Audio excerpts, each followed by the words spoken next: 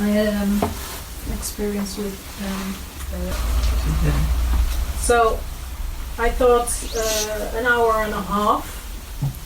That's enough. It's really enough. But I thought maybe 2 hours. That's way too many. Then I'm here 1 hour early. So I left at 9 from my house, exactly at 9, and then I got stuck in traffic. And I thought, I don't want to be late. And I saw on my GPS I would be here at 10:05, and then I got stuck, and it didn't drive, and it didn't move. So I was just, be in that moment with David on my radio talking. So it was okay, but in the meantime I didn't want to be late, and I saw the time goes, and I was standing still. So what I don't understand. If it's God's plan, I have to be here. So I'm confused about that kind of things. Mm-hmm. So leave it be, and it's okay. Or what do I have to do something next time? Or so what time were you here? What was it? Before 10:30. You were here before 10:30. No. Were you? No. Oh, you came in late. Yes. Yeah. About 20 minutes late. Mm. Yes. Right. It doesn't feel good. Right. Yeah. It's always the timing. I don't want to be late, and then I don't want to be too early neither. So it's such a simple thing, but it can really keep me busy. Yeah. Yeah. Yeah, really God's plan is to know innocence. Yeah. And we often can get concerned about God's plan means that everything is going to work out perfectly and most efficiently. But the ego has its idea of efficiency and perfection and what you need to do to be innocent. Right?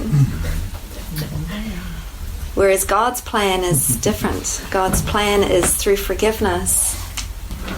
No matter what happens, there is one outcome to your learning, and that is your innocence. And if you've not learned that lesson, if you've not learned that as the outcome for the lesson, then it must be some egoic lesson that is in your mind. Because God's plan is always the healing of God's Son to know innocence. So I would say if you're doing your absolute best to be on time, and you allowed extra time, and you left early, you watch all the crazy thoughts, I don't want to be early, I don't want to be late, I don't, all the time thoughts. But if you do your best to just open up to what you feel is the time that you should leave, then that's it. Then you're on your way, and you just stay in prayer, and whatever supports your mind, like listening to David in the car, and just practicing forgiveness. Okay, we're going to be late. Okay, Holy Spirit, help heal my mind of any guilt that brings up. I wasn't angry, so that's all better. Yeah, that's good. It's a good sign. Because anger is a cover over fear. So then any anxiety, any feeling of rushing, hurrying, being late, it's all for forgiveness, really. Yeah.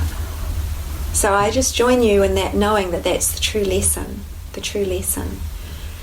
And sometimes there are prompts that afterwards you can see, like, oh, drats, I did have a prompt. I did see that. That would have been helpful. Like sometimes you can notice that there was an intuitive feeling about something that would have helped save time. If you notice that, it's good. You're realizing the Holy Spirit was communicating. But if you don't notice that, then it's just forgiveness now. Forgiveness now. Yeah, I had it before that there was an accident. So, and now I saw police, so maybe there was an accident. And maybe when I left earlier, I was stuck a longer time. So that's maybe. Yeah.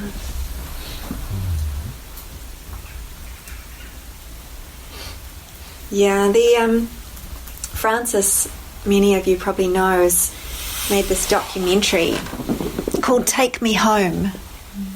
I brought some cards that have some of mine with my website and details, and a stack of Take Me Home cards, which I'll leave out for you to help yourself. But this documentary is Take Me Home, no private thoughts, no people pleasing, is on the front of it. And this whole documentary was orchestrated by the Holy Spirit. Like the whole thing was for her relationship with Jesus. No other purpose. She'd never made a documentary before. No prior skills. And after all the filming, like a month of filming and then more weeks of filming, all the preparation, buying equipment, even having a professional filmmaker and his son, who's an amazing artist and filmmaker, and then later on working with all the footage, and then finally getting to the final editing scenes, I think maybe a year? I can't remember if it's 1 or 2 years later. When it came to the final working with the footage, I don't know all the technical terms for movie making, but it turned out that the cameras were not on the same settings at the beginning when they started the filming, and so that meant hours more work, because one of the cameras had a certain amount of light and exposure for all of these scenes, and another camera was on a different setting, so it was like a different colour or a different lighting. And when you have a movie, everything needs to be the same in terms of the light and the exposure through the whole movie, or you notice, dark cameras, light scenes and dark scenes. There were all kinds of things like that when it came to the end, Francis is like, Jesus, where were you? You could have saved us so much time. There were all of these things that seemingly were mistakes or went wrong, or later on all of this colour correction and things that needed to happen. And Jesus is saying that was not the lesson. That was not the lesson. Okay. The lesson was not for you to do it all perfectly. Because Frances is pretty perfect. Her way of being, she was very intelligent, very bright, university, very articulate. Chinese, I don't know if that means anything. But she's brilliant at what she does. She's bright and eloquent and clear, and her mind, everything is very prayerful, very pristine. We went travelling with her. We had the same size case when we did this trip one time. We went for 3 months. We went around Europe and South Africa. We had the same size luggage case, and I picked up mine, and mine was a good 16, 17 kgs. I picked up hers, it was 4 kgs. It was so light. I'm like, how do you do that, Francis? How do you do that? Even the clothes, she doesn't need half the amount of things. It's just like, she's like, yeah, I'm just learning. I decided coconut oil will work for everything. So she's just, yeah. So anyway, with this movie, because surely if you're listening and praying and following, then everything will be precise and perfect all the way through. But no, with this documentary, there were all kinds of things that happened and played out and could have been done differently. But every step of the way, the lesson was, be with me. Just be with me. Listen to me. And that's it. That's the only lesson. Nothing about form. Nothing about a perfect documentary. Nothing about perfect lighting. Nothing about perfect footage. No, be with me. Let go of the idea that you're making a documentary for anybody to watch. It's not about an audience. This is about my relationship with you. That was her lesson all the way through. And did she dare to have an imperfect documentary at the end of the day? Because I remember right when she came to the very end and she'd gone through working with the footage, and we're talking about hundreds and hundreds of hours of footage. You film over a month every day, and so many ways that the footage could be used, different storylines. And how could she decide what to do with all of this footage, what the storyline would be, which lessons to show? One lesson. Be with me. So all the way through, listen to me. How does it feel? Can you feel me? Can you feel my inspiration in this scene? Then it goes in the movie. This is how she made the documentary. By the feeling, by the recognition of the light in her mind. That's how the whole documentary ended up. And it came right to the very, very end. I remember it was still the final lesson of listen and follow. Anytime she tried to ask others for their input, their opinion, their advice, never worked.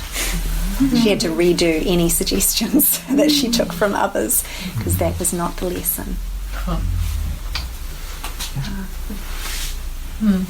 And right at the end, it was almost perfect, almost done.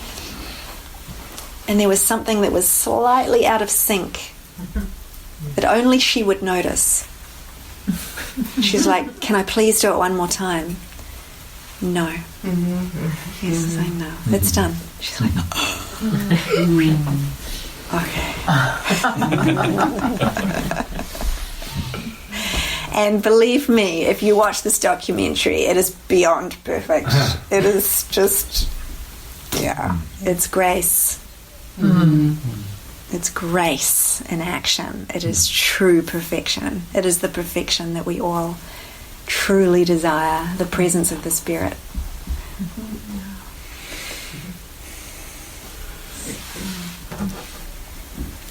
Lisbeth. Yeah, something totally different, but I have to expose a private thought. Because I'm really envying Miriam. Because I've tried my whole life to be perfect. And I have had all the time reflections that I'm not good enough, that I'm not allowed to have a headache, that I'm not allowed to have something. And I want so badly to know that I'm okay and being loved, even if I have a broken wrist. And even with my broken wrist, I get reflections that I should be able to do more than I'm allowed and I can. And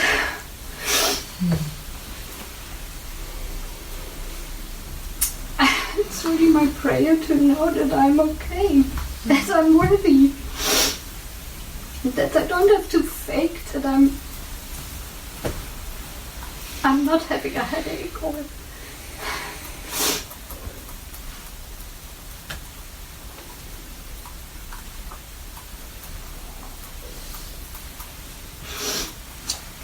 that I don't have to pretend that I'm okay.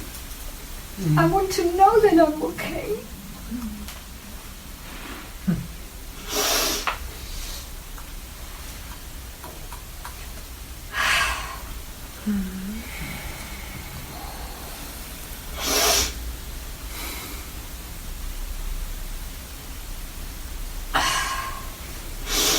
But I can only think I wished you were there so you could tell me I'm loved.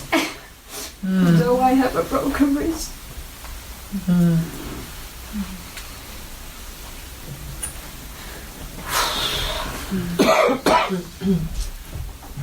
Thank you.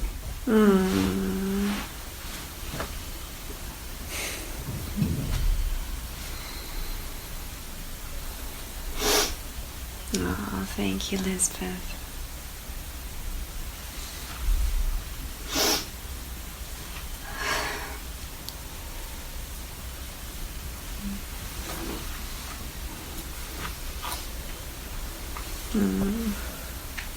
I love you.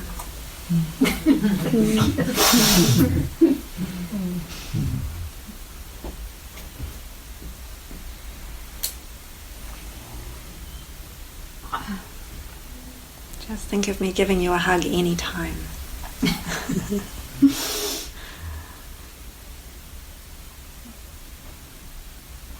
Yeah, and just being, it's so intense to overcome the unworthiness to give ourselves permission to heal. And that's really what I hear you calling for. You want to give yourself permission to heal. And there's still part of the mind that's fighting against it. And then that can seem to be reflected by others. So it just takes a lot of willingness to keep surrendering. Just keep surrendering to find the love and the gentleness and reaching out for that. Because you do have mighty companions who will be with you. If you just call and say, well, can you just be with me on the phone for a minute? I just feel how you feel.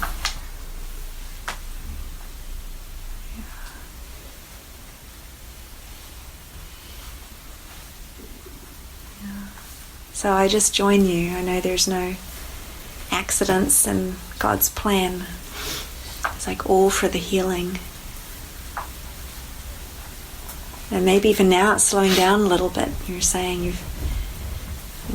on the phone the other day, you said you're so busy, like visiting course groups and just going out for the spark of inspiration, but that you haven't really had time to rest. Even with a broken wrist. So maybe just opening to that possibility of what would be supportive to really let yourself rest.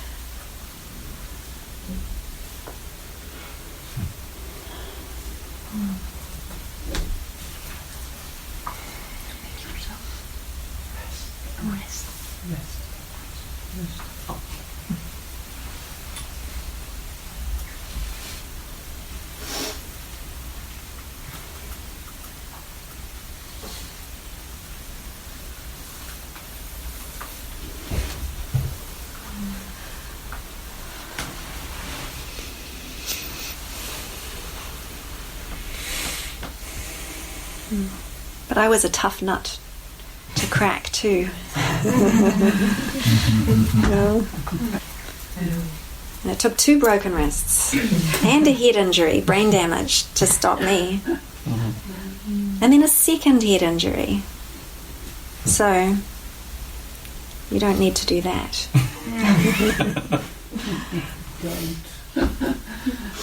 And I still, after the first one, had my employer calling me saying, please, we need you, come back to work. So, yeah. offering to get someone to drive me with my 2 broken wrists, getting a scribe so I could still do my job. It's like, come on. And I had guilt, the guilt that was there, like, I'm letting everybody down, hero of the dream, you know. I really felt I was asking, questioning, should I go? I have 2 broken wrists. Should I go? Because I was a teacher, early intervention teacher, so I had my children, various places, school, kindergarten, homes that I would go and work with. But, yeah, could I do it? Are you kidding? That's how deep this is, this hero. Those children need me. I can't let them down. And finally I had to leave that job, like the guilt of leaving the job, leaving those children, leaving that life.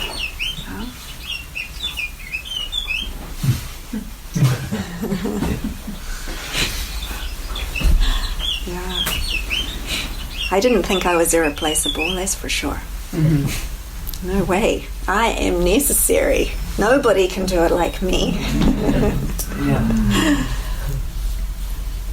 So it's a lot of loosening that needs to happen. It's actually one of the ego's biggest, like, intense things. It's like, I am not replaceable. Imagine thinking of yourself as replaceable. It's the biggest fear that I'll be replaced in a relationship or by someone more something than me. You know? So there's always the self that's keeping good, keeping, being good in whatever way that works, to keep itself going. So we're actually needing to learn to just chill. And not be brilliant, personality-wise, not be perfect, not have all of this pressure. It's like to really face that in our mind. What if I really did just let myself go? Be messy, fall apart, be needy. What if I need help?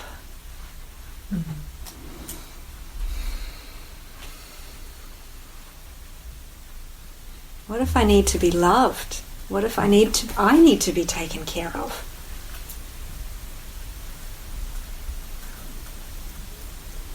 Daring to get in touch with that. So we can welcome that support.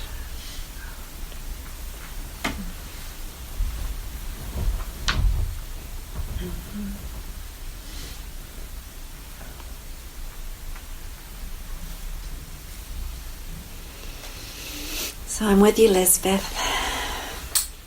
Yeah. In the prayer.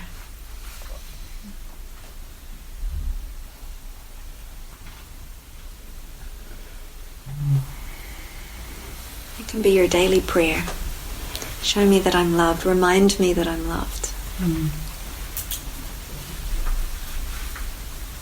And then spend the day. Is this loving? Is this direction loving? Does it really feel loving and supportive?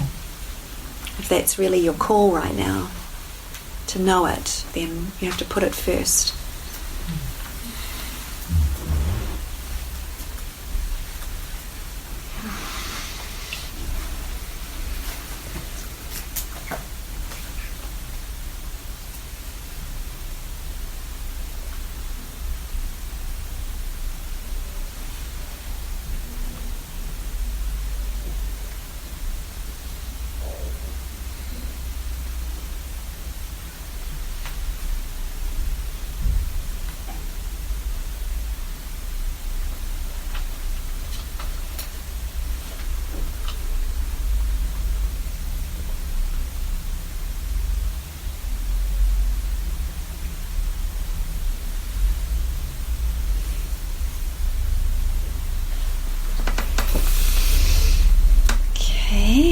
Just have time for perhaps one last question, or if there's anything else on anyone's heart before lunch.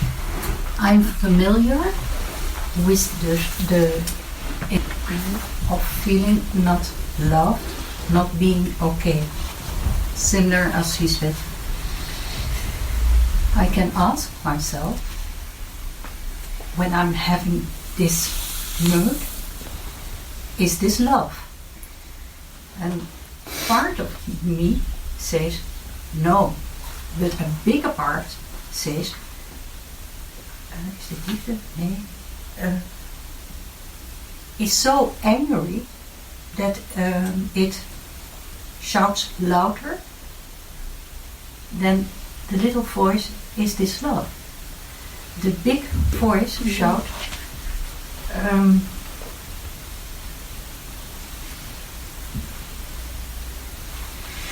you're not loved. Do you understand my question? Yeah. How, that's my question, how can I doorstaan? Endure. Pardon? Endure. Endure Yeah. this moment. Yeah. It's a moment of war Yeah. in my head. It's not a moment, it's a time. And I can't tell you how long, but it seems that moment forever. The war in my head. Yeah. Yeah. And I could hear a few murmurs of yeah. So others definitely can relate. Yeah, that it's be present with it. Be present with it. So very early in the journey, I was given a very good piece of advice from a young Course in Miracles student. He said to me, Kirsten, never make a decision if you're not feeling at peace. When you don't feel peace. Okay. Yeah. So you can already hear or ask the question, is this love? And then the ego roars like, you have to, you need to, you must. And so that's where your commitment comes in. Am I going to move on this? Am I going to act on this? Loud, intense push in my mind. And your commitment has to be no. No, I will not. I will not be bullied. You know, bully? Yeah. Onder druk gezet. Yeah. I will not be pushed. So that's a commitment. And let it roar. Let the thoughts come. If it's helpful to write them down, even to have a direction for your thinking, be clear. Because if they're just in your head, sometimes that's more intense. You can get lost.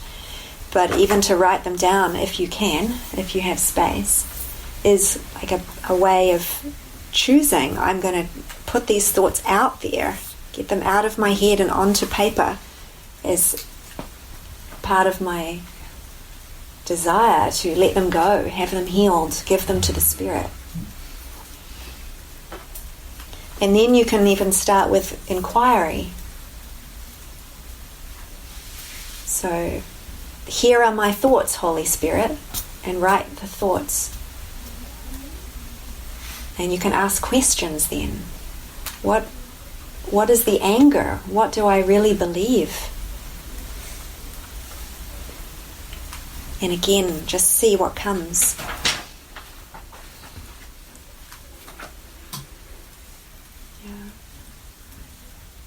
And in that way, you are, again, taking control over the direction of your thinking. You're choosing to let these thoughts be acknowledged. Let the belief be seen. I didn't understand. Then you take care of the direction, and then you said something. I don't know the words. Okay. Does someone want to translate while I speak? Again, please. So this is a way of taking control over the direction of your thinking.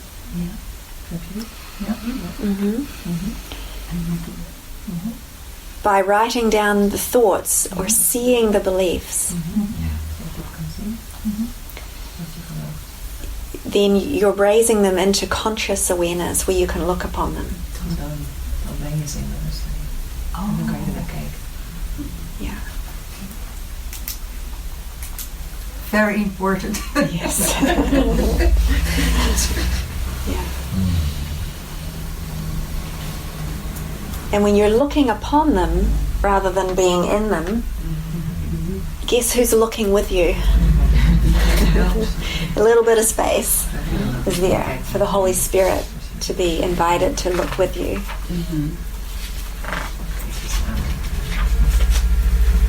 Yeah.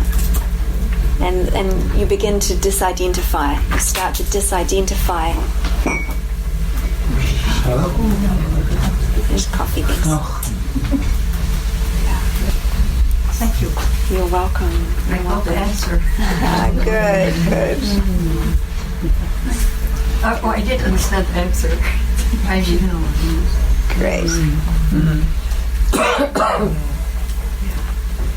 Very good.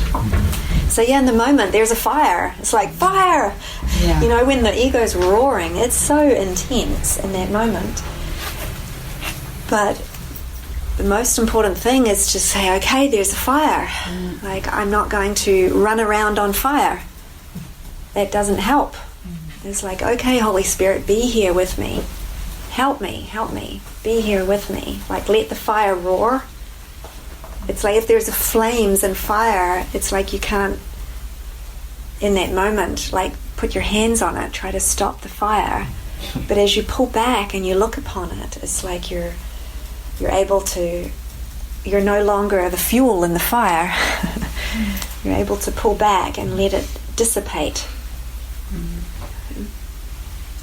But when you're in it, it can tend to make it even stronger.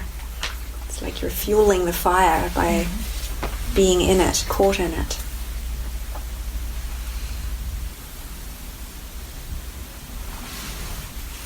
And getting down to the core beliefs is important, because they, underneath, are what is causing our experience. So it's as we can really identify the core of what we believe.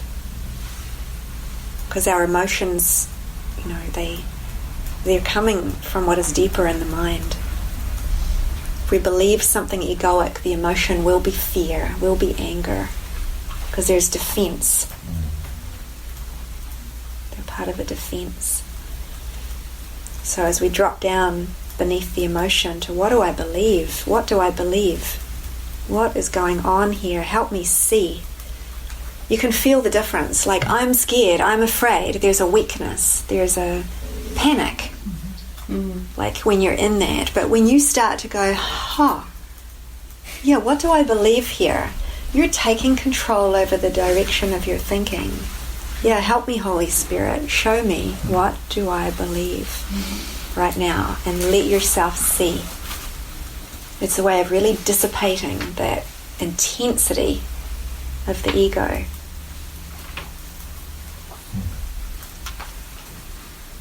Instead of running on it.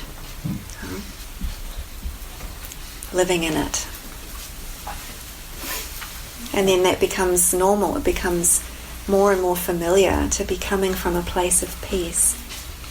You can see an ego fire and go, oh yeah, okay. It's a puff of nothingness.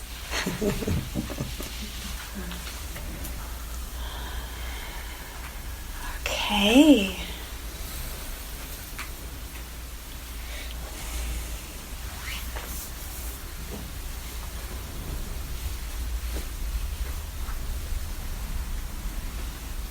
Any last burning question? Or are we almost ready for lunch? Oh, I have to. Okay. Just to to go back to something you said earlier in relation to this feeling of not enough or needing something. Kan je iets harder spreken? Okay, just to go back to the point, the earlier points of feeling like we need something, like you said it's okay to feel if you need support. How does that relate to the earlier comment that I don't need anything from this world? Yeah. Yeah. Yeah. Would you repeat the question, please? Sure. She was asking, like when answering Lisbeth and saying it's okay to get in touch with needing support, but how does that work with earlier when I said I don't need anything from this world? So you could say one is a call for love.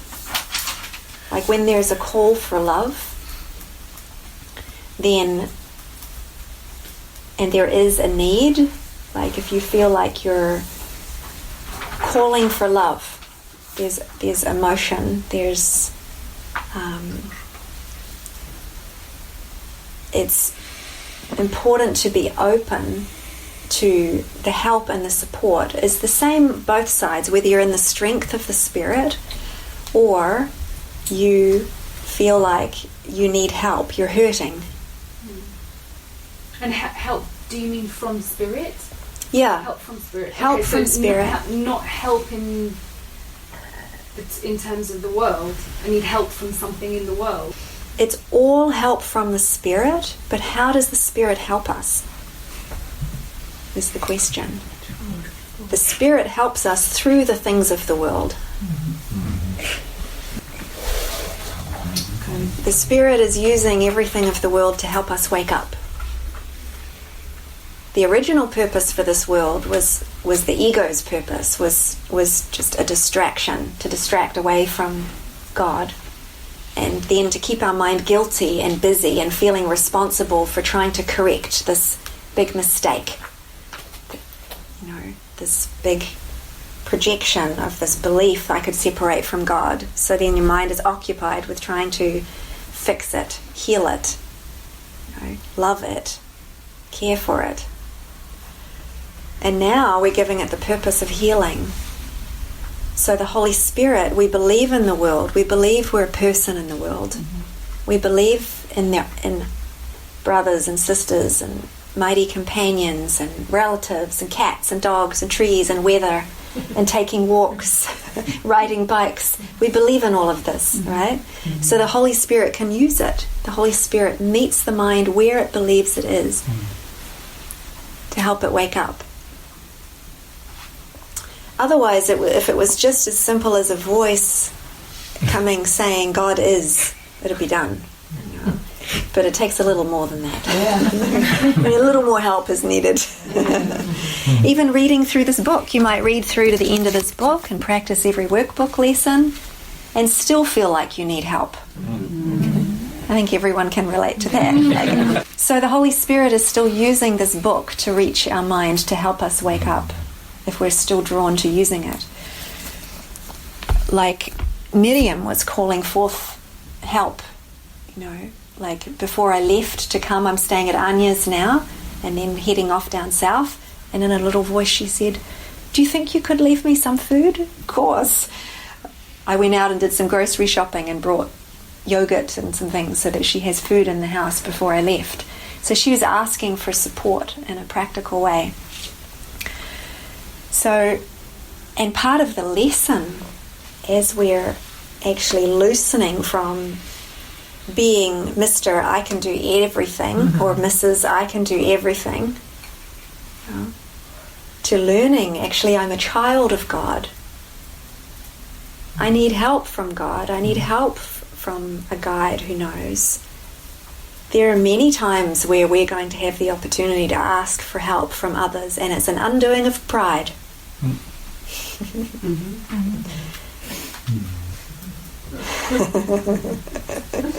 That answered the question. Tiny recognition. We all have.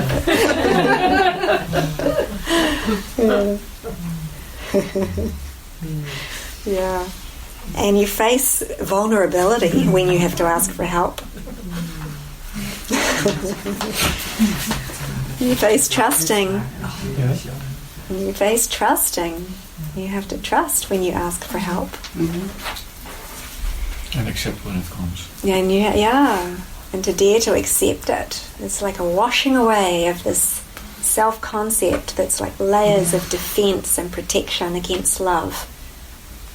So there are assignments where sometimes you might have to learn to ask for help.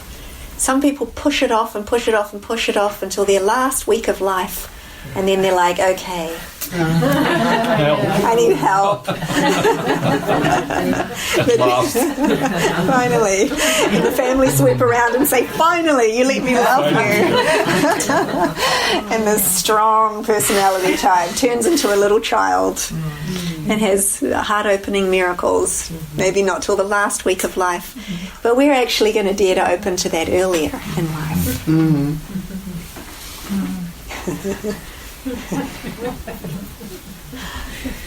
Starting to lay down defences, layers of protection. Let love in. So there'll be many opportunities, and there'll be an opportunity to say, no, I've got it, I'm strong, or there's that I again. Or do I dare to be open and see what kind of love can reach me through this? What kind of support can come through this?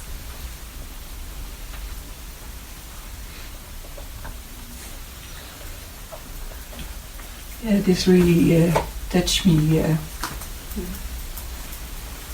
because I often think that I have to do the things at my own, and that I'm a strong woman and go forward, and it's very hard for me to accept help. And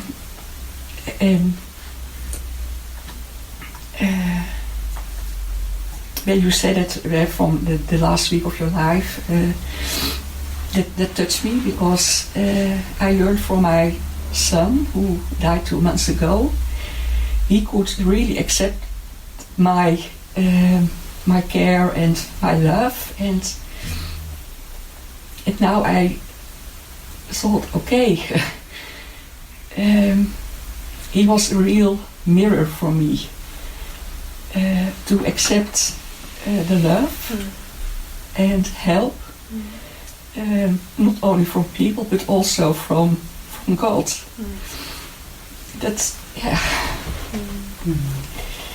it's always such a struggle for me to surrender. I will do it my own way, and I think my way is the best. Yeah. But it doesn't work. Yeah. So that's how do you call it? An insight now? Yeah. It doesn't work to do it on my own, and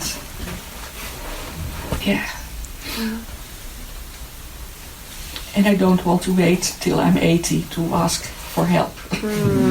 Yay! Yay! Yeah. Beautiful. Yeah. You can see in my demonstration with okay, Miriam isn't coming, but okay, I have to be open to the help. I don't feel that I'm meant to be travelling on my own to get myself to Belgium, to research all the train timetables and have my mind in all of those logistics. So there's a humbleness, there's an openness that's there. And it's not like a weakness, like, oh my God, I can't do it. No, I can't. It's not like it's coming from that I'm really weak by this experience. It's an opportunity to be humble and be open-minded and be shown like a child who's willing to accept the help.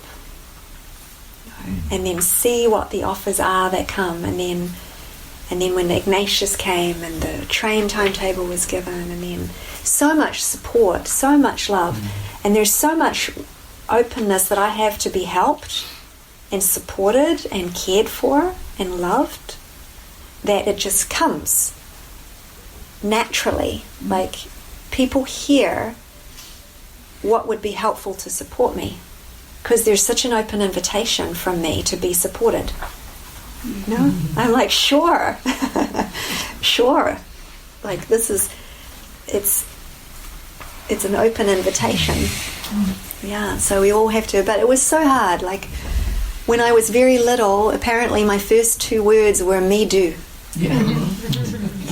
I didn't let my mother brush my hair. I didn't let her try to dress me. I was so independent.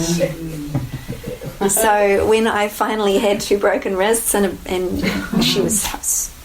she was upset and truly empathetic, but she loved the opportunity to brush my hair and help me. But finally, she had to wait 29 years, but she had her opportunity to mother me. So yeah, some of us are very stubborn, a lot of pride, so strong, and eventually it's all got to go.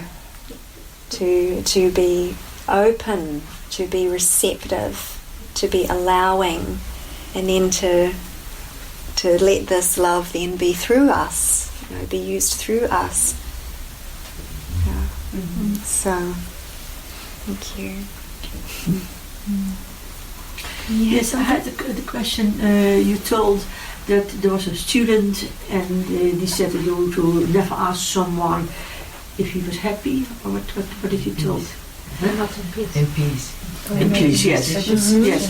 But I couldn't follow the solution. What was the meaning of your story?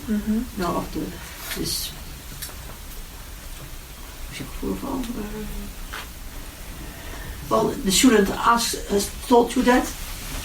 Never ask one if he's in peace or Never take a decision. Only when you're in peace.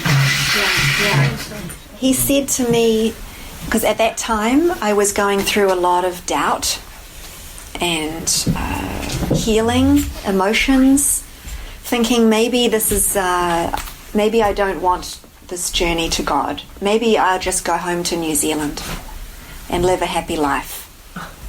Those were the thoughts I was thinking. When I first met David and was travelling with David Hofmeister, it was so fast, so much healing happening in my mind, and so sometimes I would go, I don't know if I can do this. There's so much healing. Maybe I will go home to New Zealand and just live a nice happy life. Go to the coffee shop, organic coffee shop, just drink coffee all day, maybe get a job at the local organic coffee shop and be comfortable, relax, focus on vegetarian food. And this young man said to me, Kirsten, one piece of advice: do not make a decision unless you're at peace. So what that meant was, when I was saying I'm not at peace, I want to leave. I want to leave. I want to get away from this. He said, don't follow that. Don't follow that voice. Wait until you're at peace. And then, if you're at peace and you can feel, I'm complete here, I feel at peace, and I'm to go back to New Zealand, then you can follow it. Yeah? So which voice am I following is the question. Because we don't know the guidance. We don't know what the guidance will be. But what's most important is, who is the guide? Who is guiding me? Is it fear pushing me? Or is it peace inviting me?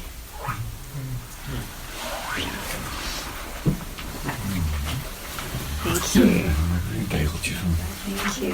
Great question.